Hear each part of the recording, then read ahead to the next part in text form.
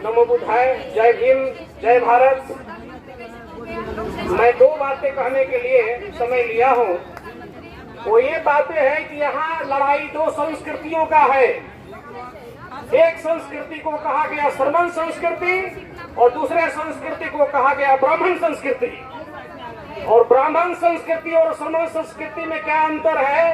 तो जो वैज्ञानिक रूप से प्रमाणित है उसको मानने वाले लोग श्रमण संस्कृति के समर्थक हैं, और जो झूठ पर आधारित है, मूर्खता पर आधारित है, पाखंड पर आधारित है, ऐसे संस्कृति को मानने वाले लोग ब्राह्मणवादी संस्कृति के पोषक हैं। इसलिए समाज में इस संदेश को ले जाना है कि हम इन दो संस्कृतियों के टकराव हम आज से नहीं देख रहे हैं। जब से भारत में आप लोगों ने देखा होगा, अभी जो कुंभ का मेला लगा था, ये पाल वंश के राजा हर्षवर्धन का ही देन था।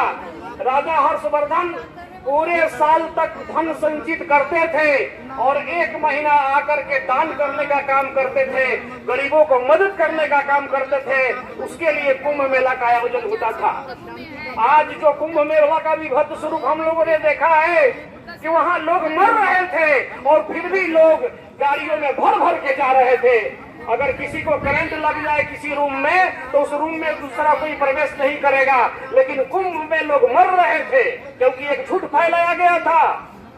एक ब्राह्मण संस्कृति का बहुत बड़ा झूठ फैलाया गया था उस कुंभ मेला में कि 122 सालों के बाद ऐसा संजोग आया है, 122 सालों के बाद ऐसा संजोग आया है, तुम लोग आओ, सीधा स्वर्ग का लाइसेंस मिलेगा, स्वर्ग का टिकट मिलेगा।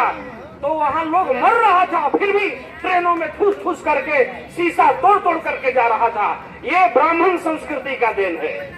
तो श्रमण संस्कृति को समाप्त करने के लिए जो आज जिस महाबोधि महाविहार मंदिर के लिए हम लोग संघर्षरत है कि उसमें बौद्धों का आधिपत्य हो, उस मंदिर को ही ढक दिया गया था, उस मंदिर को ही दफन महाविहार को जमीन से खोद करके निकालने का काम किया और बताने का काम किया कि यही जगह है जहां से विश्व गुरु पैदा हुआ था, जिसको लाइट ऑफ एशिया कहा गया। इसी पीपल के पेड़ के नीचे उसे ज्ञान मिला था और उस ज्ञान से पूरा विश्व आलोकित हुआ था। हम लोग विश्व गुरु इसलिए कहे जाते थे कि पूरे विश्व भर के स्टूडेंट्स विद्यार्थी हमारे यहाँ शिक्षा लेने आते थे।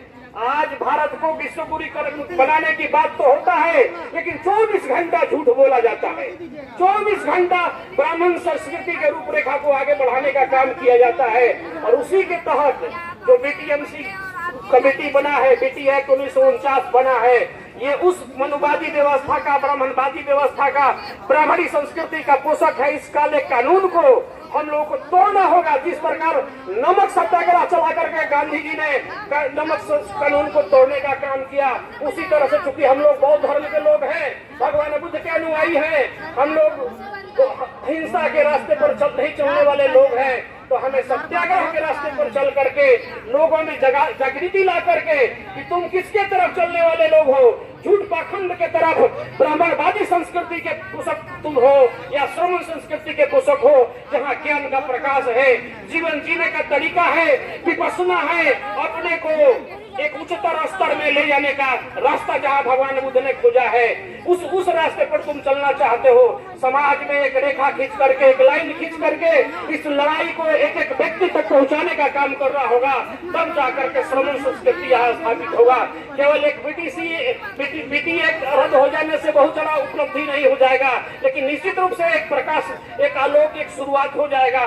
इसलिए आप लोगों को कोटि कोटि धन्यवाद कि आप लोगों ने इस धरना में जो इस लड़ाई का एक शंखनाद है उसमें आप लोगों ने अपना समय दिया, तो मेरा कोटि कोटि धन्यवाद, बहुत बहुत नमन आप सभी लोगों को। नमो बुद्धाय, जय भीम, जय भारत, धन्यवाद।